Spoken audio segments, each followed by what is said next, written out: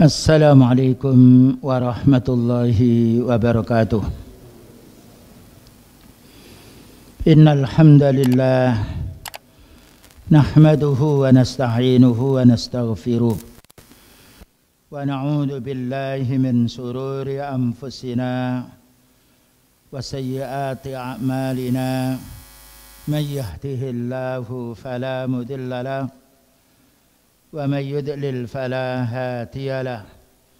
أشهد أن لا إله إلا الله وحده لا شريك له وأشهد أن محمدا عبده ورسوله. اللهم صل وسلم على نبينا محمد وعلى آله وصحبه أجمعين. أما بعد. معاشر المسلمين والmuslimat, a'azzani wa anzakumullah. Alhamdulillah kita masih dikaruniai oleh Allah Ta'ala badan yang sehat, dan ini merupakan nikmat yang melebihi daripada nikmat dunia seisinya, karena kenikmatan dunia bisa dibeli, bisa dipinjam, dan juga naudzubillah min dzalik bisa dicuri, bisa dirampok. Tetapi nikmat kesehatan badan semata-mata murni dari Allah Subhanahu wa Ta'ala. Karena itu kita hendaknya mensyukuri nikmat ini, bagaimana untuk meningkatkan, menuntut ilmu kita, ilmu syar'i, lalu kita amalkan dan juga kita dakwahkan agar kita menjadi orang yang bersyukur kepada Allah Subhanahu wa Ta'ala. Demikian juga nikmat kita masih bisa beribadah, walaupun toh kendala-kendala ibadah beberapa bulan ini banyak sekali, dan inilah ujian yang Allah Ta'ala mengetes, menguji kita semuanya sampai di mana kita ini istiqomah di dalam masalah ibadah ini. Kajian kita untuk malam ini yaitu kitab Syarah Usulis Sunnah. Usulis Sunnah itu maknanya dasar-dasar akidah, karena makna sunnah itu bermakna akidah yang disampaikan oleh ahli hadis, yaitu al-Imam Abi Abdullah Ahmad bin Muhammad bin Hanbal rahimahullah ta'ala, dan disyarah oleh Syekh Rabi' bin Hadi al-Madkhali hafidhahullah ta'ala. Kitab ini sangat penting untuk kita fahami, karena ini merupakan dasar-dasar pokok yang menyempurnakan keimanan kita, agar kita menjadi orang yang iman yang sempurna, yang tammah. Dan dalam keterangan ini kami meloncati beberapa sebagian keterangan dari Syekh Rabi', karena beliau juga menjelaskan tentang urutan sanad yang lainnya. Dan karena kita hanya 1 bulan sekali pertemuan kita untuk kitab ini, maka kami baca matannya dulu, kemudian keterangan pokok pembahasannya dari Syekh Rabi' akan kita baca insyaallah ta'ala. Halaman 7 di situ judulnya At-Tamassuku bima kana alaihi sahabatu wal iqtida'u bihim. Kita wajib berpegang teguh dengan prinsip-prinsipnya para sahabat, dan kita mengikuti jejak mereka. Ya, berpegang teguh prinsipnya para sahabat dan mengikuti jejak mereka. Prinsip itu banyak akidah-akidahnya, jejak hanya amalan-amalnya. Kenapa di sini kita oleh Imam Ahmad dijelaskan berpegang teguh kepada para sahabat, kok tidak berpegang teguh kepada Al-Quran dan hadis? Karena para sahabat berpegang teguh kepada Al-Quran dan hadis Rasulullah Sallallahu Alaihi Wasallam. Ya. Tapi kalau orang berpegang teguh kepada Quran, mungkin dia tidak tahu apa itu maksud Al-Quran, karena Al-Quran bukan diturunkan kepada kita, tetapi diturunkan pada beliau, dan beliau menyampaikan ini kepada para sahabatnya. Maka orang berpegang teguh kepada para sahabat berpegang teguh kepada Al-Quran dan sunnahnya Rasulullah Sallallahu Alaihi Wasallam. Wal iqtida'u bihim, dan kita harus mengikuti jejak mereka. baik di dalam sholat ya, di dalam kurban, dalam siam, karena Allah Ta'ala menjadikan beliau ini sebagai suri tauladan, dan kita diwajibkan pula mengikuti jejak beliau dan juga jejaknya para sahabat dengan dasar hadis alaikum bisunnati wa sunnatil khulafair rasyidin al mahdiyyin min ba'di. Kamu wajib mengikuti sunnahku, katanya beliau, dan mengikuti sunnah khalifah pengganti beliau yang telah mendapatkan hidayah dari Allah Ta'ala dan berhak untuk menyampaikan petunjuk kepada kita semuanya.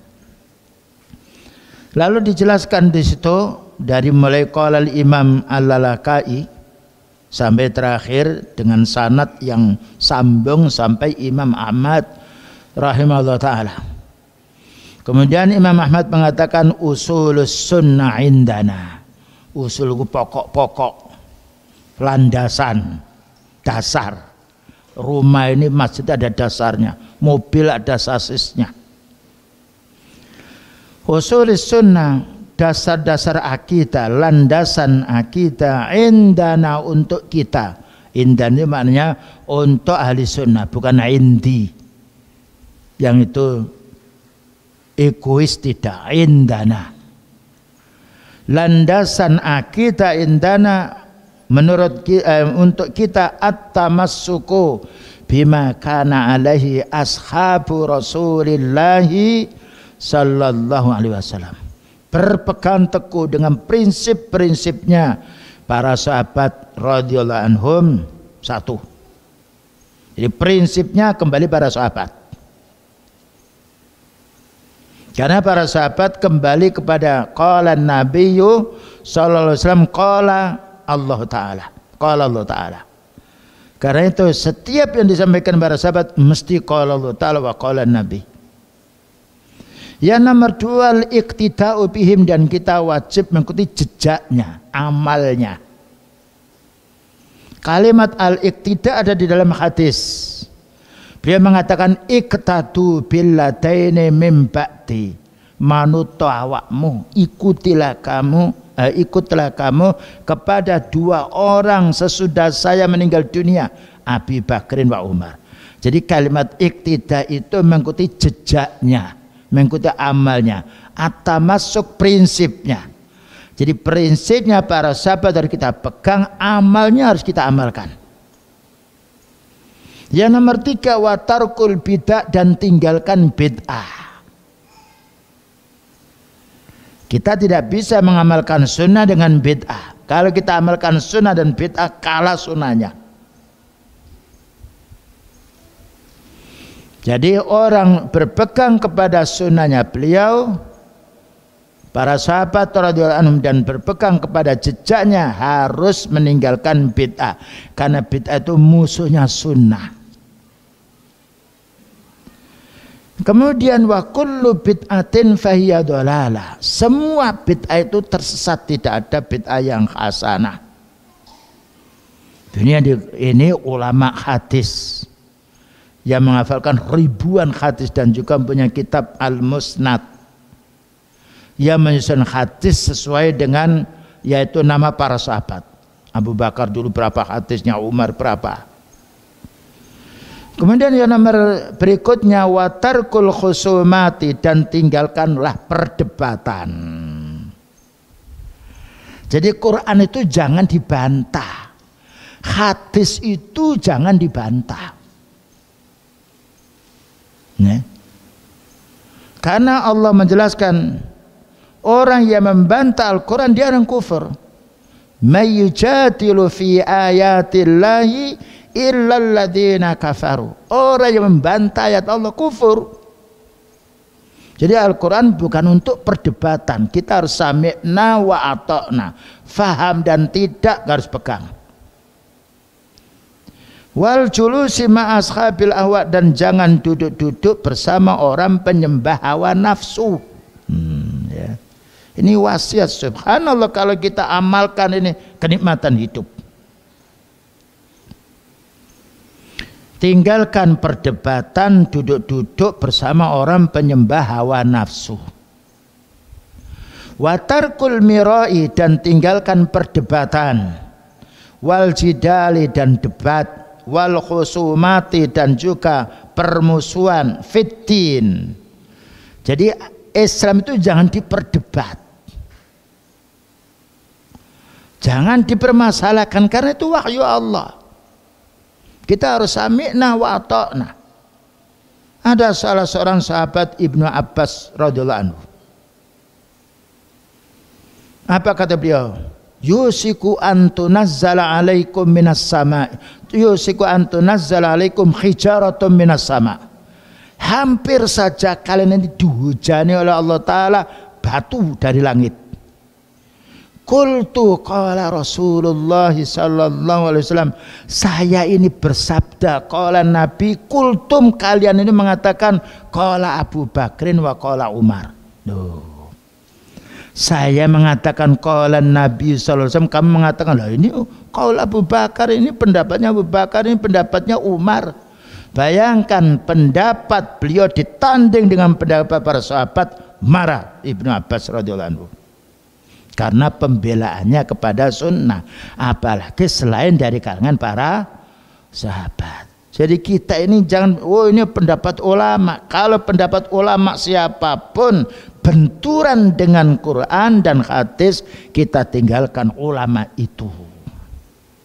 Karena Allah berfirman, fa in tanaza'tum fi syai'in farudduhu ila Allahi wa Rasul in kuntum tu'minuna billahi wal yawmil akhir. Kalau kamu berselisih dalam semua urusan, kembalikan kepada Allah dan Rasulnya. Kembalikan kepada Allah maknanya ayatnya, Rasulnya maknanya hadisnya, bukan kembalikan bagaimana umumnya orang. Allah berfirman, wa in tuti' aksara man fil ardi yudilluka an sabilillah. Kalau kamu mengikuti umumnya orang, kamu akan tersesat. Jadi panduan kita dalam masalah ibadah ini bagaimana yang disebutkan dalam syariat, yaitu Al-Quran dan Sunnah, dan juga dari kalangan para sahabat. Siapapun bicara kalau bertentangan dengan itu, kita tolak siapa mau berbicara. Karena selain daripada beliau sallallahu alaihi wasallam tidak maksum. Ya. Jadi kalau ada hadis kok benturan dengan pendapat orang, kita tinggalkan pendapat orang ini. Apa katanya Imam Syafi'i? Idza ja'al hadis sahih fa huwa madhhabi. Kalau datang hadis yang sahih, itu mazhab saya. Imam Ahmad mengatakan, la tuqalliduni, kamu jangan taklid saya, ahli hadis ini. Wala malikian, jangan pula kamu taklid kepada Imam Malik. Wala syafi'ian, jangan taklid pula kepada Imam Syafi'i. Wala hanafian, dan jangan pula taklid pada Imam Hanafi. Wala auza'i, dan jangan kamu taklid kepada Imam Auza'i. Walakin khudhu min aina khudhu, tetapi ambillah dalilnya dari mana mereka. Subhanallah, ulama sunnah ya kawan. Inilah baiknya orang-orang dahulu, tidak ada yang mendoktrin kamu harus ikut saya. Sekarang banyak orang yang tidak tahu din mau memaksa orang untuk mengikuti pendapatnya, keliru. Dan Allah berfirman, fala wa rabbika la yu'minuna hatta yuhaqqimuka fima syajara bainahum. Belumlah sempurna mereka itu beriman wahai Nabi, sampai mereka itu berhukum kepadamu ketika berselisih. Loh. Hatta yuhaqqimuka fima syajara bainahum. Nah, ini peringatan untuk kita. Jadi ibadah ini bukan katanya si fulan. Beliau mengatakan innallaha karihalakum salasan. Allah membenci kamu 3 perkara. Qila wa qala, katanya. Agama Islam itu bukan katanya, tapi mana dalilnya. Nah, inilah yang menjadi goncang kita. Ibadah ini mau diatur orang, remek kita. Yang berhak mengatur ibadah itu Rasulullah Sallallahu Alaihi Wasallam, karena beliau mendapatkan wahyu.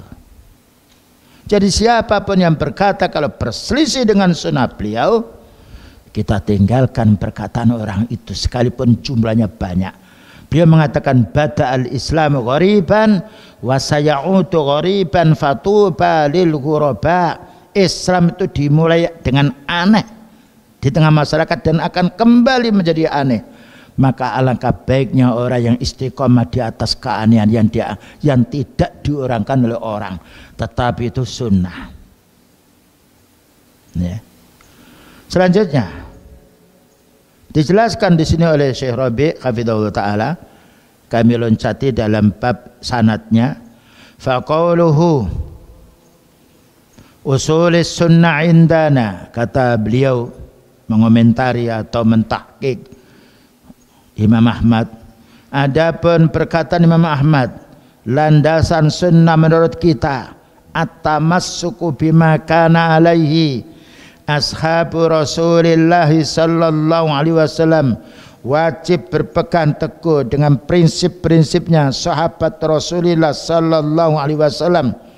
Apa komentarnya atau takliknya, keterangannya Syekh Rabi', khilafan li ahli bidah, beda dengan orang ahli bid'ah. Fa inna ma yattabi'una ahwa'ahum, orang ahli bid'ah itu mengikuti hawa nafsu. Orang ahli sunnah mengikuti ashabun Nabi sallallahu alaihi wasallam. Nah, ya. Wa ya'tamiduna uqulahumul fasidah. Dan orang ahli bid'ah itu bersandarkan akal-akal mereka yang rusak. Bayangkan kalau din ini diatur dengan akal, tidak akan kita bisa ibadah. Pagi lah dengan sore hari. Lihat peraturan dibuat oleh manusia selalu mau dirubah. Siapa bisa merubah Islam? Tidak ada. Karena Allah menjaga. Inna nahnu nazzalna dzikra wa inna lahu lahafidhun. Allah berfirman, kami yang menurunkan Al-Quran dan kami yang menjaga. Demikian juga hadis dijaga oleh Rasulullah sallallahu alaihi wasallam. Jadi ulama sunnah pegangannya sahabat, jejak yang diamalkan oleh para sahabat beda dengan ahli bid'ah, maka mereka berpegang kepada hawa nafsu. Aw yaz'umuna annahum ya'tamiduna ala lughatil arabiyyah, atau ahli bid'ah itu menduga bahwa mereka itu bersandar dengan bahasa Arab. Au ghairiha minal qiyasatil fasida, atau bersandar dengan kias-kias yang tidak benar.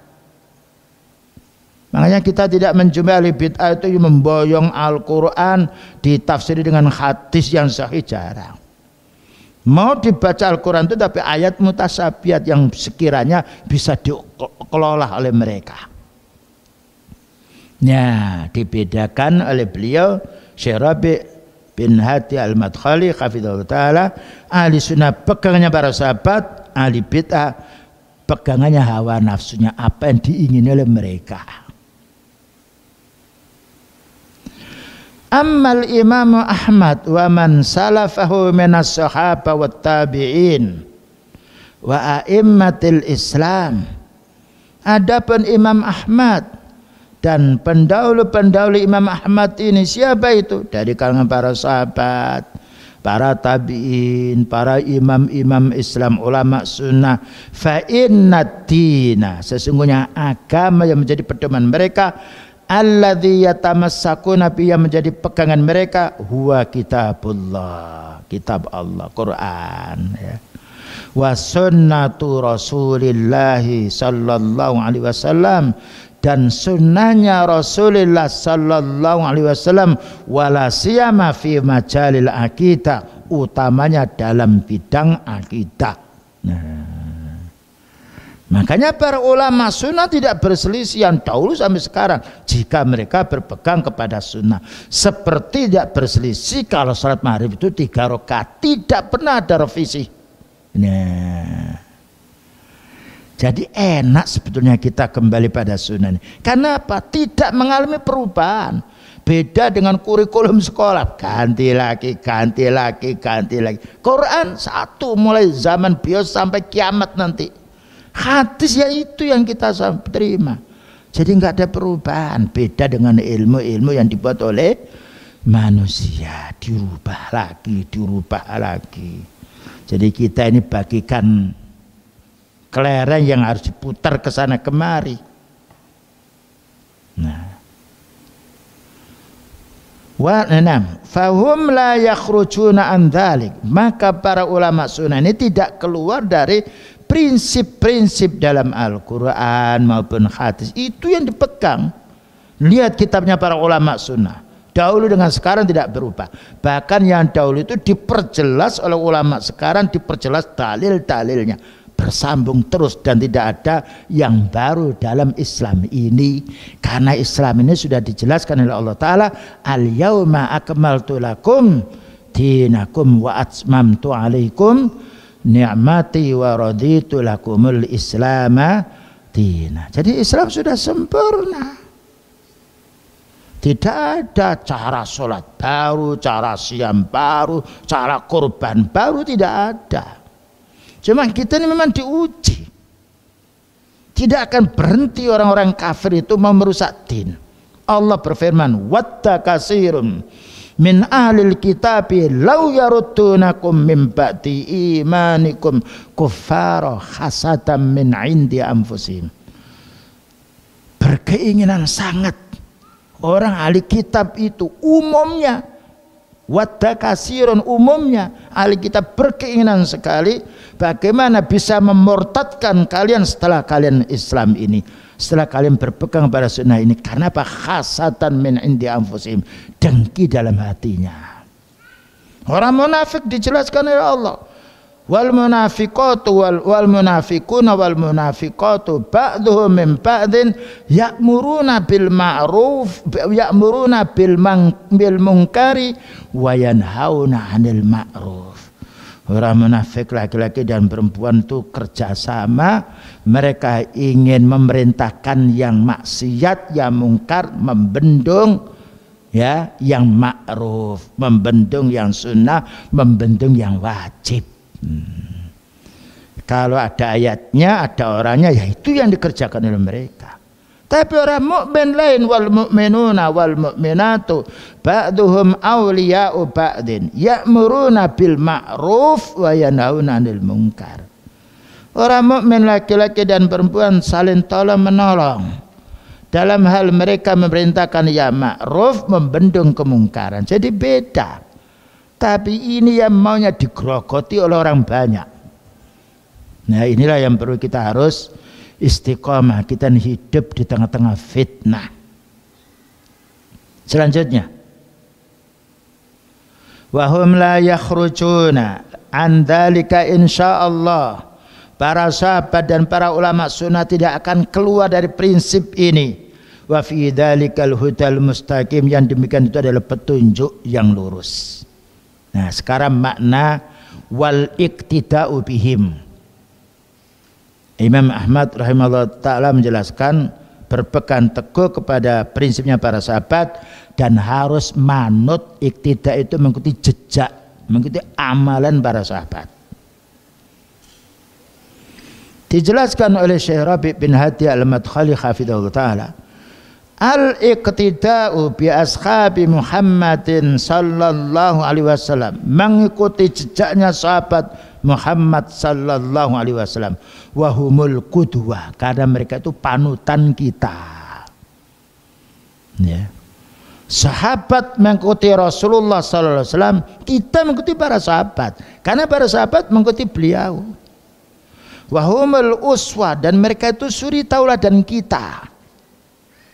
Nah, wa yushiru ilal hadis, dan itu diisyaratkan dalam hadis. Mana dalilnya? Kalau para sahabat ini juga panutan kita, bukan orang-orang sesudahnya. Kalau orang sesudahnya mengikuti para sahabat, berarti yang kita ikuti itu para sahabatnya. Mana dalilnya kita harus mengikuti jejaknya para sahabat? Beliau bersabda, alaikum bisunnati, kamu wajib mengikuti sunnahku. wa sunnatil khulafair rasyidin, dan sunnah khalifah mana pengganti beliau dari kalangan para sahabat ar-rasyidin yang menyampaikan yang benar, al-mahdiyin karena mereka itu mendapatkan petunjuk. Dikatakan para sahabat itu rasyid, menunjukkan yang benar karena mereka telah mendapatkan petunjuk. Adzu 'alaiha bin nawajid, gigit sunnahnya para sahabat itu dengan gigi geramu. Kemudian wa iyyakum wa muhtasatil umur, jauhkan dirimu dari perkara yang baru urusan agama. Ya. Jadi kita mengikuti sunnah itu ibaratkan petani sedang tandur. Petani apabila dia bercocok tanam, mesti tanah itu dibersihkan rumputnya. Ya, dihilangkan batunya, dihilangkan uret-uret atau yang lainnya, ya. Kalau kita tinggalkan kebid'ahan, subhat, baru dipupuk tanah itu, ditanami dipupuk. Ketika muncul rumput, buang lagi, bahkan sampai ditutup dengan plastik yang dilubangi hanya tanamannya saja. Nah, itu orang yang ingin berhasil dalam bercocok tanam, bukan hanya sekedar ditanam rumput silakan hidup, bukan, disirami terus. Maknanya kalau kita menuntut ilmu terus, ketika menjumpai yaitu kendala-kendala rumput dicabut, ketika ada bid'ahnya kita buang. Nah, kalau orang mencari rezeki, bercocok tanam, ingin berhasil seperti itu, hama penyakitnya harus dijauhkan. Bagaimana kita berpegang sunnah lalu bid'ah kita biarkan? Wa kadzalika hadisul firqatin najiyah. Nah, ulama-ulama sunnah itu mendahulukan Quran, mendahulukan hadis. Demikian juga hadis al-firqatun najiyah, golongan yang selamat. Khinama akhbaru Rasul sallallahu alaihi wasallam, tatkala Rasulullah sallallahu alaihi wasallam mengkhabarkan anna hadhil ummah, sesungguhnya umatku ini, maknanya umatnya Rasulullah sallallahu alaihi wasallam, sataftariku, akan berpecah belah. Loh, beliau mengatakan akan berpecah belah karena pada zaman beliau tidak pecah belah. Faedahnya orang ditunggu dengan orang punya ilmu. Ya.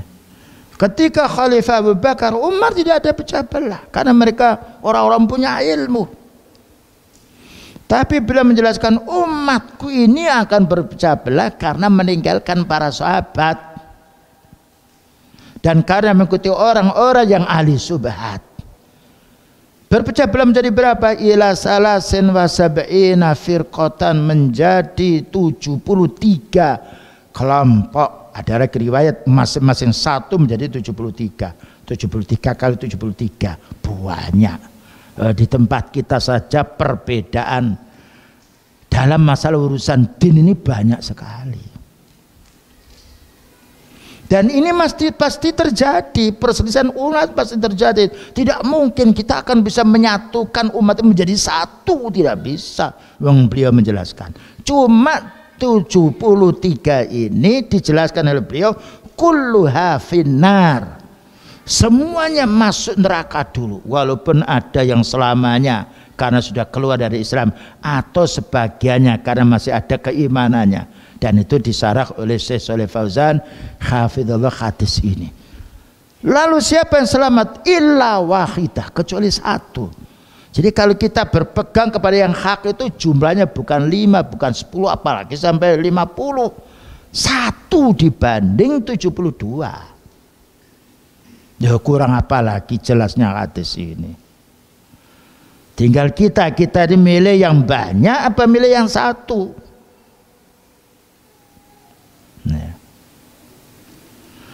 Lalu para sahabat menanya, qalu wa man hiya? Para sahabat menanya, siapa wahai Nabi yang satu yang selamat dari neraka ini? Qala ma ana alaihi, yang ikut sunnah saya, wa ashabi, dan sunnah sahabatku. Dipatok 2.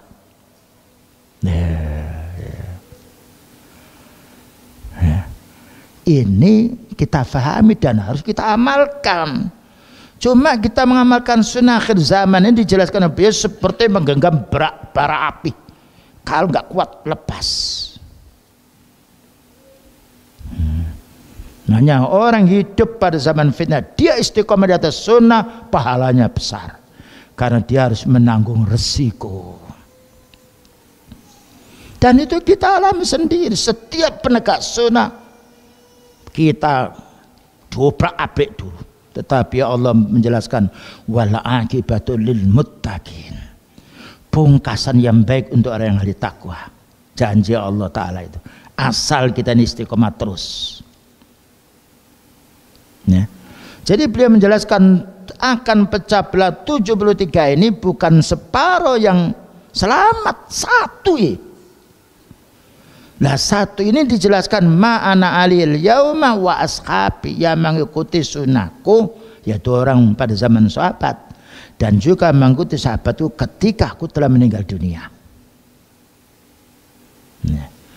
Summa qala aidan, kemudian beliau bersabda, lah ini pentingnya kita ya kawan ya. Kalau kita berpegang sunnah jumlahnya banyak, nggak ada komusnya. Lah ini tadi hadisnya. Jadi kita kalau berpegang pada sunnah terpencil, terfitnah. Summa qala aidan fi hadisin akhar, kemudian juga beliau bersabda juga dalam hadis yang lain, taraktukum alal baydai, aku tinggalkan kamu dalam keadaan putih jernih, lailuha kanahariha, malamnya seperti siangnya. Jadi maknanya beliau ketika meninggal dunia sunnah ini sudah sempurna. La yazighu anha, tidaklah yang berpaling dari sunnah ini illa halikun, mesti akan hancur akidahnya, hancur ibadahnya. Ya. Jadi lain orang berpegang pada secara umum nggak ada apa-apa. Ya, berpegang pada sunnah seperti ini. Nah inilah yang harus kita perjuangkan. Hidup kita tidak seperti hidupnya Nabi Nuh alaihissalam 950 tahun. Kita di umur 60 ini dengkul, ini tahu dengkul ya, lutut ini sudah panas sih. Iya, panas. Penyakitnya mesti ada, kolesterol. Saya kolesterolnya berapa? 230, kadang-kadang naik. Asam urat saya 7,9. Karena kacang-kacang sampai 8 lebih. Darah tinggi. Pernah, Pak Ustadz darahnya kok sampai 200 lebih. Lah piye loh. Ya kita berusaha berobat. Ada lagi yang kena diabetes. Antum lihat. Kalau pohon sudah tua itu daunnya kuning jatuh, gigi kita merotoli. Rambut kita sudah putih. Ya. Perlu disonggo. Tahu disonggo ya? Kadang-kadang sempal sendiri tiangnya, nggak apa-apa kan sempal. Nah, orang sudah tua sudah begitu, lihat. Nah kalau tua mesti mati. Ya. Saya ini ada penyakitnya Pak, kolesterolnya. Iya, maka beli tes itu sedikit ya diperubat. Ya, minum habatus sauda, matu yang lain berikhtiar. Gimana lagi Allah Ta'ala menguji kita. Jadi kalau orang tua banyak mati itu wajar. Lihat tanaman kalau sudah tua mati loh. Mau diapakan? Oh yang muda saja mati. Cuma yang tua lebih banyak. Itu tadi nyonggo, bonggolnya sudah sakit, jalan pakai tekan. Kalau tanaman disonggo, dan kita jalan pakai tekan. Kalau mobil tua klakernya ada gantinya, kita tidak ada. Nabi bagaimana kita dalam keadaan tua ini bertambah banyak ibadah kita. Itu bekal kita. Wala tamutunna illa wa antum muslimun, janganlah sampai kamu mati kecuali dalam keadaan Islam. Nah ini yang kita harapkan. Kita tambah tua, tambah dekat kematian. Ibaratkan orang pergi harus banyak bekalnya. Karena kita mau pulang. Ya. Jangan dikurangi ibadah ini. Sakit pun kita ibadah. Karena kita meninggal dunia yang kita bawa amal. Selanjutnya pula, Fas-sahabata massaku biha. Maka sahabat itu berpegang teguh dengan sunnah beliau ini. Walam najid fihim halikan insyaallah. Karena itu kita tidak menjumpai para sahabat itu hancur. Tidak kena seret orang Yahudi, tidak kena tarik orang munafik. Karena punya pegangannya, tekennya itu Quran dan sunnah. Gimana mau menggulingkan?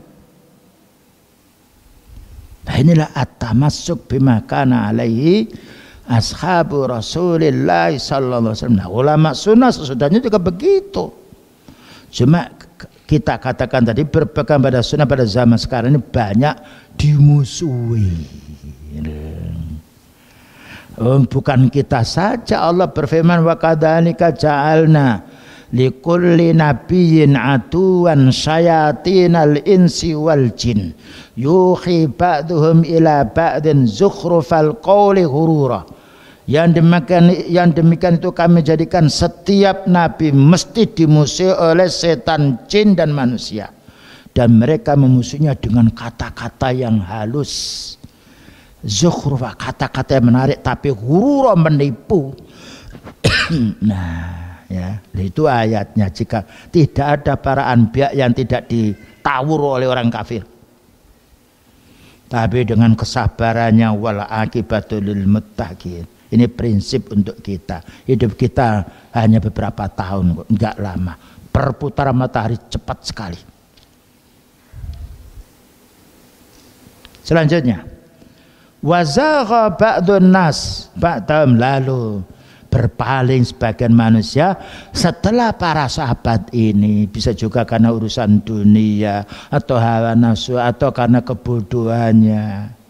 Yakni fi akhir asri sahabat, maknanya pada akhir zaman sahabat. Ya, pada akhir zaman sahabat banyak orang-orang yang dari luar campur din. Wa kadzalika fi awsati uhudit tabi'in, demikian juga di pertengahan pada zaman para tabi'in.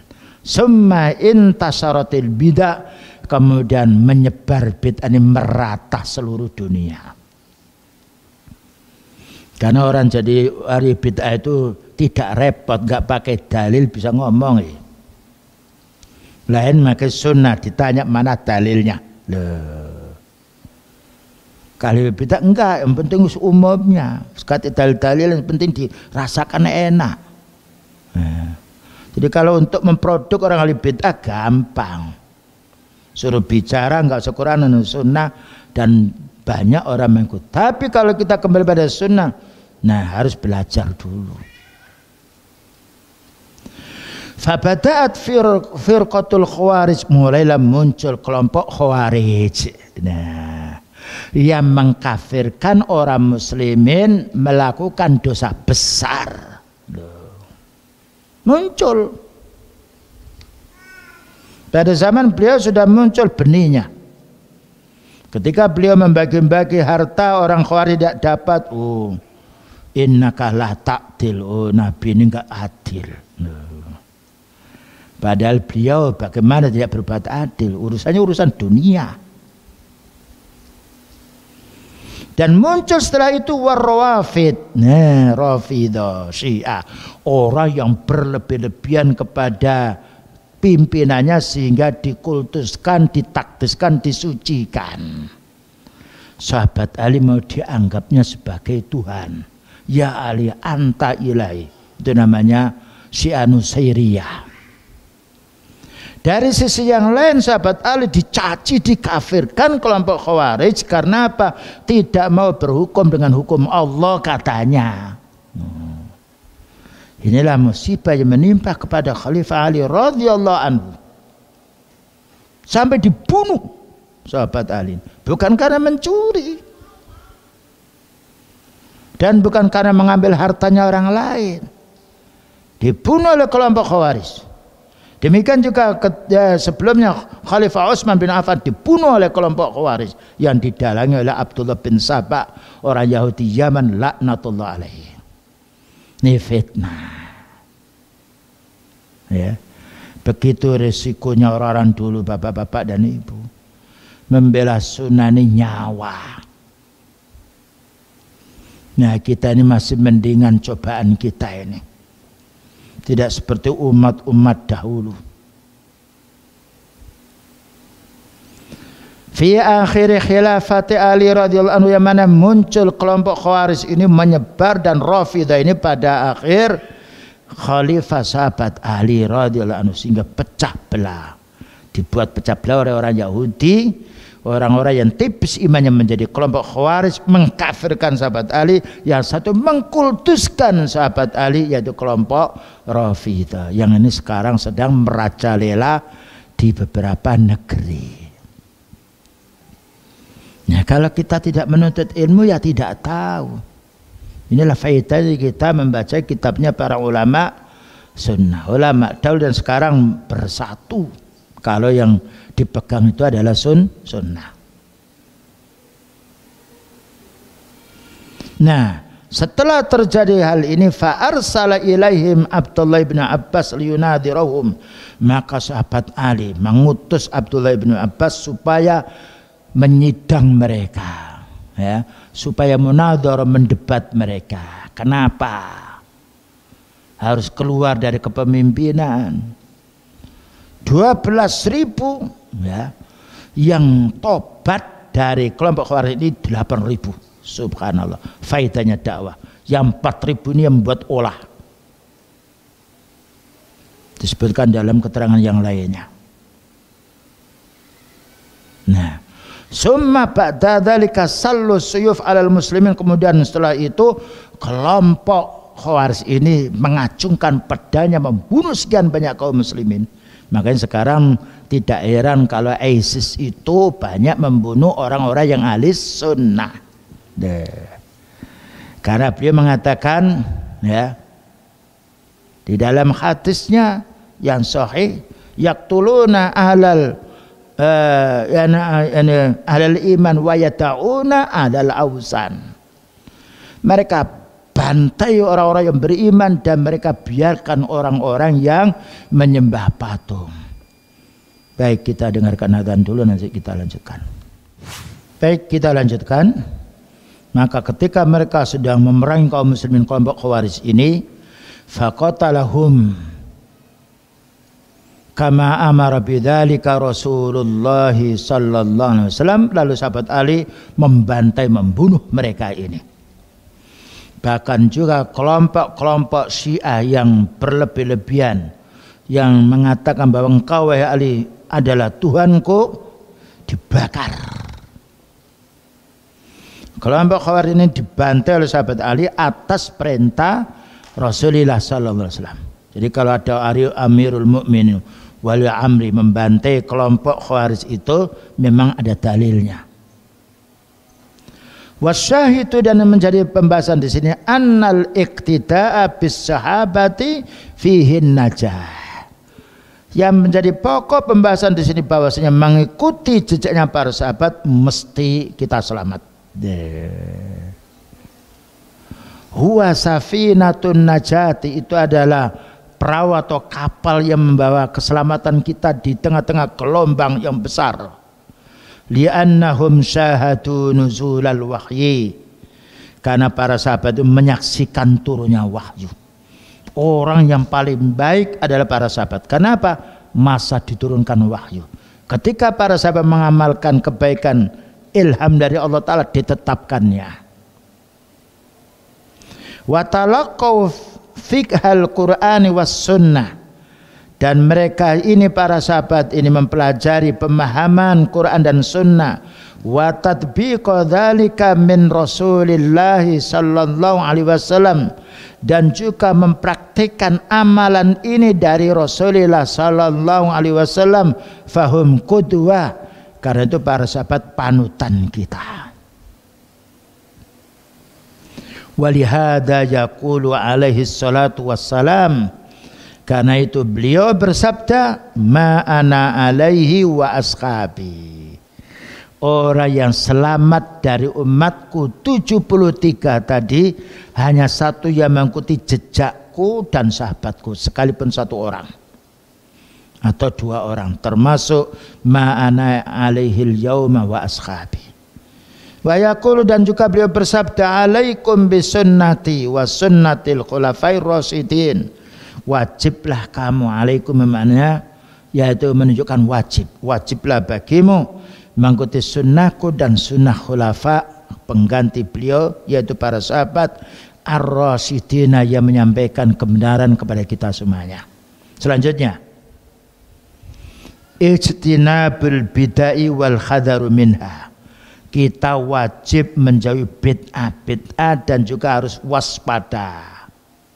Ya, yang dulu sudah kita baca dalam kitab Al-I'tisam oleh Imam Syatibi rahimahullah taala, gamblang penjelasannya secara rinci. Wa kadzalika minal usul, demikian juga termasuk pondasi Ahlussunnah ini, watarkul bid'ah, wajib kita meninggalkan bid'ah semuanya. Bukan hanya 99%, tapi harus 100%.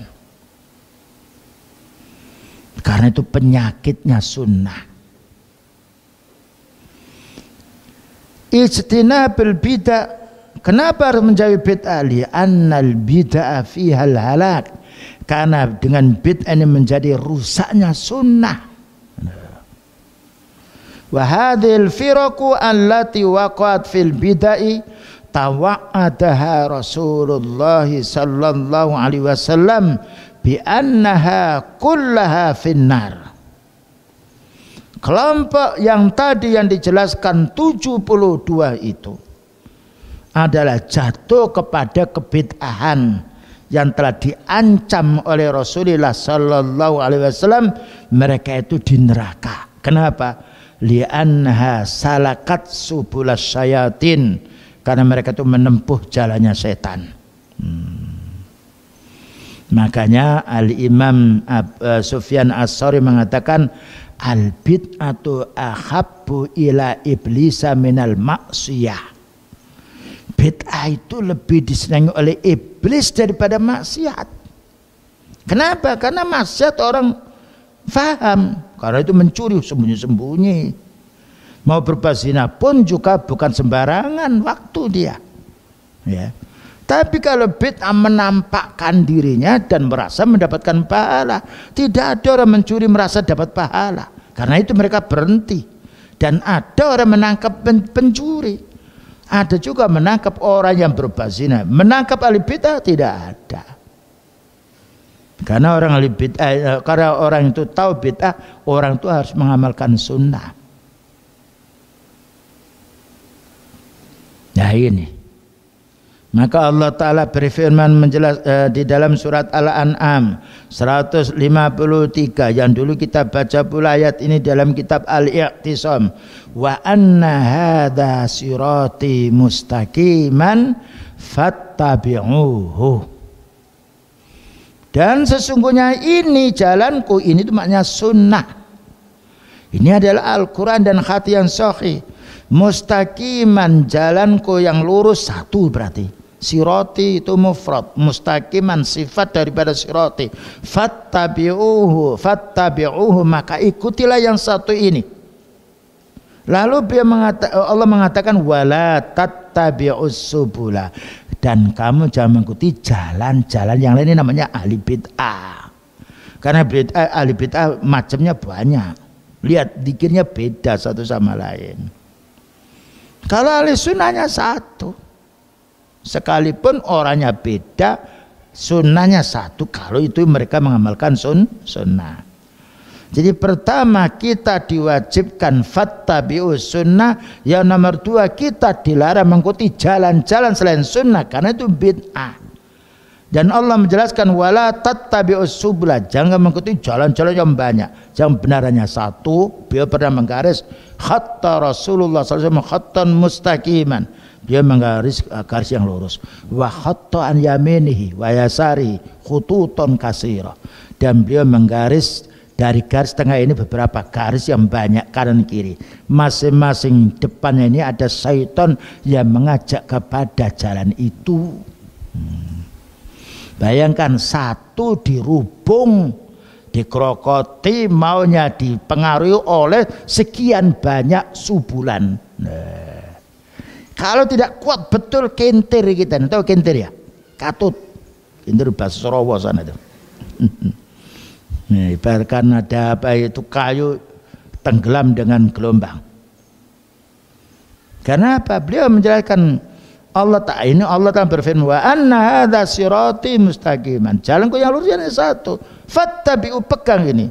Wala tattabi'us subula. Jangan kamu ikuti jalan-jalan yang lain itu. Kenapa kita dilarang mengikuti jalan yang lain satu dan jalan yang lain dilarang pula? Kalau satu-satu saja, tidak boleh yang lain. Fatafarraqa bikum an sabili. Kamu akan pisah dari jalanmu yang benar. Gini maksudnya. Ya, ini jalan lurus. Ini belokan-belokan. Kalau kita di tengah ini kurang 5 meter belok ke kanan, ya ditinggalkan yang lurus ini. Fatafarraqa bikum. Kamu akan pisah dari jalan yang lurus ini. Ya, jadi yang ngampirkan kita banyak mari ini loh. Cara ngampirnya itu bahasanya zukhrufal qauli, bahasa yang menarik. Nah, lain dengan bahasanya ahli sunnah. Apa dia putih ya putih, ya hitam ya hitam, haram ya haram, wajib yang wajib. Tapi kalau bahasanya orang ahli bid'ah lain, dia zukhrufal qauli, kata-kata yang manis menarik tapi menipu.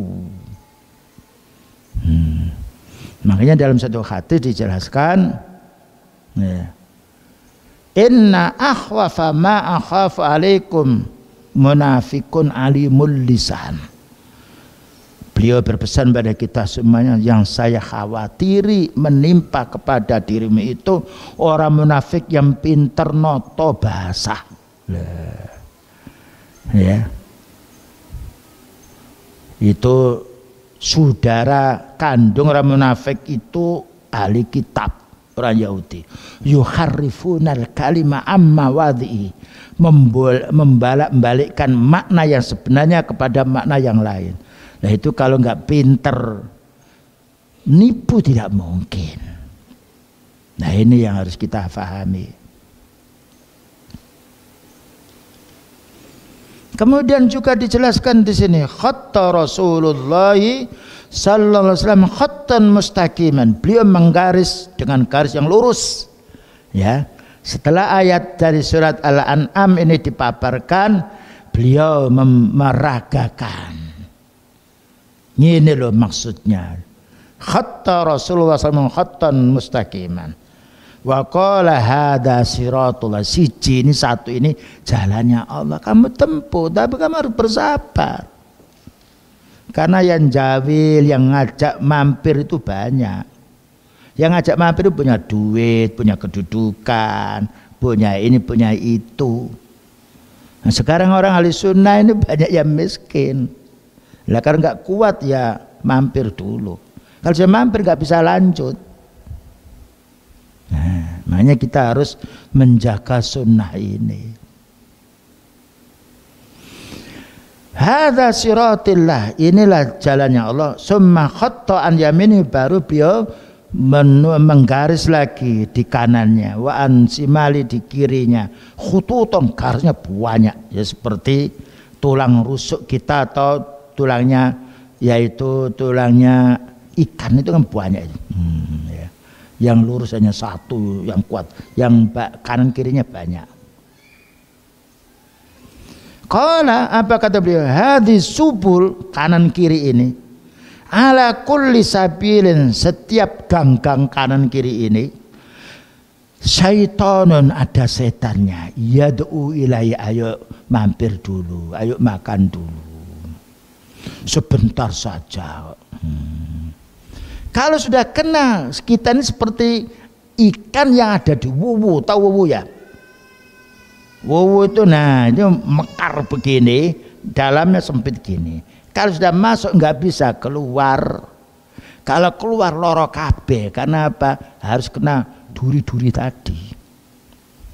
Makanya jangan mencoba berteman dengan orang ahli bid'ah, loro kabeh. Apik metu repot, kita di hadapan Allah merasa dosa, mau keluar bingung dengan mereka.